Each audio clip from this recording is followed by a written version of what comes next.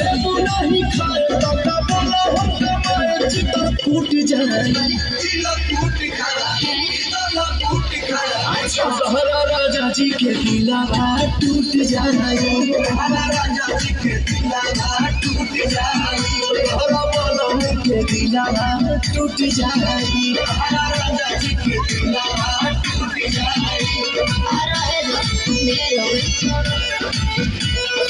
कहबू जवन सेवा में सुप्रियर सुपवन भौजी के झूठ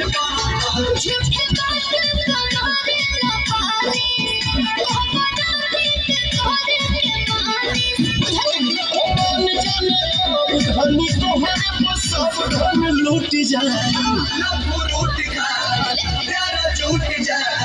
तोहरा राजा जी के दिलावा टूट जाए तोहरा सैया जी के दिलावा टूट